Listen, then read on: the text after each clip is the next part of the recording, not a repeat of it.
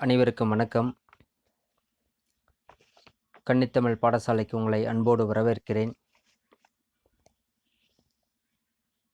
இன்று மேல்நிலை 1ஆம் ஆண்டு உரைநடை பகுதி இயல் 3இல் உள்ள செய்திகளை பார்ப்போம். உரைநடை பகுதியில் முக்கியமான குறிப்புகள் மட்டும், ஒரு மதிப்பெண் எங்கெல்லாம் உள்ளேருந்து கேட்க போகிறாங்க அப்படிங்கிற விஷயங்களை மட்டும் எடுத்துக்குவோம். பீடுபெற நெல் அப்படிங்கிறது தலைப்பு. அதில் பார்த்திங்கன்னா ஆசிரியர்கள் பெயர்கள், மலை இடப்பெயர்கள் ஒரு ஆய்வு, ஆசிரியர் பாலகிருஷ்ணன் ஐயாப்பா அவர்கள், காவடிச்சந்த ஆசிரியர் சென்னிகுளம் அண்ணாமலையார், குறுந்தொகை ஆசிரியர் வெள்ளிவீதியார், புறநானூறு கடலூர் மாய்ந்த இளம்பெரு விழுதி, வாடிவாசல் சீசு செல்லப்பா, திருக்குறள் திருவள்ளுவர். மலை இடப்பெயர்கள் ஒரு ஆய்வு. மலை இடப்பெயர்கள் ஒரு ஆய்வு என்ற கட்டுரையின் ஆசிரியர் பாலகிருஷ்ணன் ஐயாப்பா, இந்தி ஆட்சி பணி. மனித சமூகத்தின் ஆதி நிலம் எது அப்படின்னா மலைதான். மலையும் மலை சார்ந்த பகுதியும் குறிஞ்சி என்று அழைக்கலாம். மலையோடு ஏய்ந்த தமிழர் வாழ்வை பேசுவது தான் சங்க பாடல்கள். மலை குன்றுகளின் பெயர்களை குறித்த ஆய்வை எவ்வகை கலைச்சொல்லால் அழைப்பாரோம்னா ஊரோலஜி என்று அழைப்பாங்க. மலை குன்றுகளின் பெயர்களை ஆய்வு செய்கிறாங்க இல்லையா, அதுக்கான கலைச்சொல் ஊரோலஜி என்று அழைப்பாங்க. திராவிடர்கள் அடிப்படையில் மலைவாழ் மக்கள், திராவிடர்கள் அடிப்படையிலேயே அவங்க மலைவாழ் மக்கள் தான். அதுக்கப்புறமேல தான் நிலப்பகுதிக்கு வந்தாங்க. திராவிடர்களை மலைநல மனிதர்கள் என்று அழைத்தவர் கமில் சொலபில். சேயோன்மேய மைவரு உலகம் பாடல் நூற்பா தொல்காப்பியம் சொல்லுகிறது. அகத்தினியல் எந்த நூலில் இடம்பெற்றிருக்கிறது? தொல்காப்பியம். சேயோன் என்று அழைக்கக்கூடியது இங்கே யாரை குறிப்பிடுறாங்கன்னா முருகனை தான் சேயோனை என்று அழைக்கிறாங்க. விண்புறும் நெடுவரை குறிஞ்சி கிழவை என்ற வரி இடம்பெறுவது திருமுருகாற்றுப்படை. பழந்தமிழர் இலக்கியங்கள் குறிப்பிடும் வள்ளல்கள் 7 பேர். மலைப்பகுதிகளில் தலைவராக இருந்தவர்கள் கடையெழு வள்ளல்கள். மலை என்ற சொல்லை அடிப்படையாக கொண்டு இன குழு பெயர்கள். மால் பகாடியா ஜார்க்கண்டில் சொல்கிறாங்க. மால் அரையன் மேற்கு தொடர்ச்சி மலை கேரளாவில் அழைக்கிறாங்க. மலக்குறவன் அப்படின்னு நெடுமங்காடு கேரளாவில் அழைக்கிறாங்க. மலமூத்தன் அப்படின்னு எர்நாட் கேரளத்தில். மலப்பணிக்கர் அப்படிங்கிறது வட கேரளத்தில். மலையன் என்பது பாலக்காடு கேரளம். மலவேடா அப்படிங்கிறது இடுக்கி மாவட்டம் கேரளா. மலேரு தட்சிண கன்னடம் கர்நாடகம். கோட்டா நீலகிரி தமிழ்நாடு.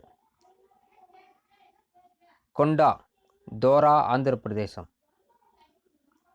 கேரண்டு கொயிட்டர் ஒடிசாவில். திராவிட பழங்குடி இனக்குழு பெயர்களும் மலை குன்று பொருள் தரும் சொற்களையே கொண்டு ஆக்கம் பெற்றிருக்கிறது. திராவிட பழங்குடி இனக்குழுக்கள் மலை குன்று அப்படின்ற பொருள் தரக்கூடியதையே சொற்களையே வைத்திருக்கிறார்கள். தோடர் இனம் எங்கே அப்படின்னா நீலகிரியில். பால் எருமை குட்டில்களை புனித இடமாக கருதக்கூடியவர்கள் தோடர்கள். குறும்பர் மொழியில் தாழ்வாரத்தை மெட்டு அப்படின்னு அழைக்கிறாங்க. உயரமான மேடான அமைப்பை விளக்குவது மெட்டு. ஆந்திராவிலும் ஒடிசாவிலும் வாழும் திராவிடர் பழங்குடியினர் ஜதாப்பு என்று அழைப்பாங்க. பழங்குடியினரின் குடியிருப்புகள் பெரும்பாலும் எங்கு அமைந்திருக்கிறது? மலை உச்சியில தான். திராவிட சொல்லான மலை என்பது சமஸ்கிருத மொழியில மலையை என்று அழைக்கப்படுகிறது. பாண்டிய மன்னன் ஒருவன் மலையத்துவச என்று அழைக்கப்பட்டான். வடமொழியில் மலைய என்ற சொல் மலபாருக்கு மேற்கே உள்ள மலைகளையே அது குறிக்கிறது.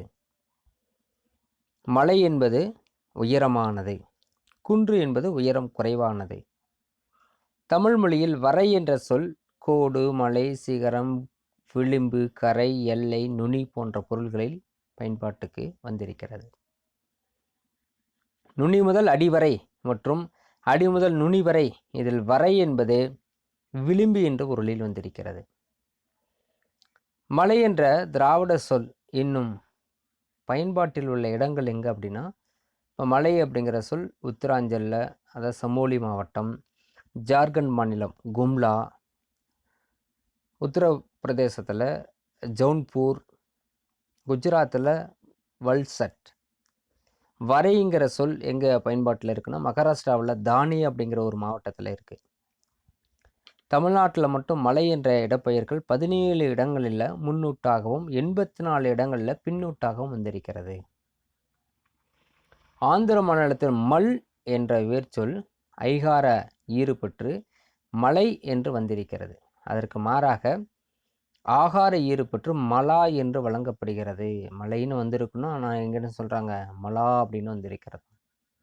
மலை என்ற வடிவம் தோணிமலை என்னும் இடப்பெயர்களில் ஒரு இடத்துல பயன்படுத்தப்படும் மாநிலம் கர்நாடகம். மலையை குறிக்கும் மலே என்ற சொல் 15 இடங்களில் பயன்படுத்தும் மாநிலம் கர்நாடகம். மலை, மலா, மலே என்ற சொற்கள் தனிச்சொல்லாக வழங்கப்படவில்லை. கோடிட்ட என்ற சொல் தமிழ்நாட்டில் கோட்டை, கோடு அப்படின்னு சொல்கிறாங்க. மலை, மலா, மலே அப்படிங்கிறது. மலையாளத்தில் கோட்டை, கோடு அப்படின்னு சொல்கிறாங்க. கன்னடம் கோட்டே, கோண்டே. தெலுங்கு கோட்டை, துளுவில் கோட்டே, தோடாவில் குவாட் அப்படின்னு அழைக்கிறாங்க. இந்தியாவில் கோட்டை என்று முடியும் 248 இடப்பெயர்கள் இருக்கிறது. இங்கே தமிழ்நாட்டில் தான். கோடு என்ற சொல்லுக்கு பொருள் மலையுச்சி, சிகரம், மலை, வல்லரன், கோட்டை என்று அழைக்கலாம்.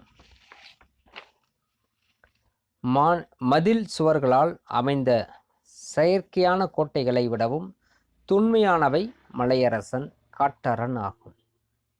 கோடை என்னும் சொல்லின் பொருள்தான் மலை. திராவிடர்களின் மலை பாகிஸ்தான் மற்றும் ஆப்கானிஸ்தான் நெடுமலைகளோடு இது பொருந்தி போகும் என்று சொல்லலாம். தமிழர்கள் பொருளியல் மற்றும் பண்பாட்டு உருவாக்கத்தின் விளைவாக உருவானவை தான் கொற்கை, வஞ்சி, துண்டி ஆகும். கேவிடி காம்ப்ளெக்ஸ், கொற்கை, வஞ்சி, துண்டி. சங்க இலக்கியம் காட்டும் பழந்தமிழர்களின் ஆணிவேர் அடையாளங்கள் எது அப்படின்னா இந்த கொற்கை, வஞ்சி, துண்டி தான். கடந்த கால வரலாற்றின் அடையாள சின்னங்களாக இருக்கக்கூடியது இந்த கொற்கை, வஞ்சி, தொண்டி தான். இந்தியவியல் மற்றும் திராவிடவியல் ஆய்வாளர் யாருன்னா ஆர் பாலகிருஷ்ணன் இயாப்பு, இந்திய ஆட்சி பணி. கொற்கை, வஞ்சி, தொண்டி வளாகத்தை ஆய்வுலகத்தின் கவனத்திற்கு கொண்டு வந்தவர் ஆர் பாலகிருஷ்ணன் அவர்கள். தினமணி நாளிதழில் துணை ஆசிரியராக பணியாற்றவர் ஆர் பாலகிருஷ்ணன். கணையாளி இலக்கிய இதழின் ஆலோசகர் குழுவிலும் பங்காற்றியிருக்கிறார். அன்புள்ள அம்மா, சிறகுகள், வானம் இதெல்லாம் அவருடைய நூல்கள். 1984 ஆண்டு இந்திய ஆட்சி பணி தேர்வை தமிழிலேயே எழுதி முதல் முயற்சியிலேயே வெற்றி பெற்றவர் ஆர் பாலகிருஷ்ணன். தற்போது ஒடிஷா மாநிலத்தில் கூடுதல் தலைமைச் செயலர், அந்த மாநிலத்தினுடைய வளர்ச்சி ஆணையாளராகவும் ஆர் பாலகிருஷ்ணன் இருக்கிறார். மலை இடப்பெயர்கள் ஒரு ஆய்வு என்ற பாடப்பகுதி நமக்கு எந்த நூலிலிருந்து எடுக்கப்பட்டதுன்னா சிந்து வெளி பண்பாட்டின் திராவிட அடித்தளம் அப்படிங்கிற ஒரு பகுதியிலிருந்து எடுக்கப்பட்டிருக்கிறது. இது வரைக்கும் பார்த்தீங்கன்னாக்க 3 உள்ள முக்கியமான உரைநடைக்குள்ள இடையில் இருக்கக்கூடிய குறிப்புகள் மட்டும் பார்த்தோம். இந்த பகுதியை மறுபடியும் மீண்டும் ஒரு முறை 2 முறை கேட்டு நீங்கள் பார்த்தீங்க அப்படின்னா அந்த உரைநடைக்குள்ளாத உள்ள இருக்கக்கூடிய பகுதிகளெல்லாம் படித்ததெல்லாம் நினைவுபடுத்தி பார்ப்பதற்கு ஒரு மதிப்பெண்ண இது பயனுள்ளதாக இருக்கும் என்று நம்புகிறேன். இந்த குழுவில் இணையாதவர்கள் கீழே சப்ஸ்கிரைப் இருக்கும், அதை சப்ஸ்கிரைப் பண்ணிங்கனாக்க குழுவில் நீங்களும் இணைஞ்சிடலாம். நன்றி, வணக்கம்.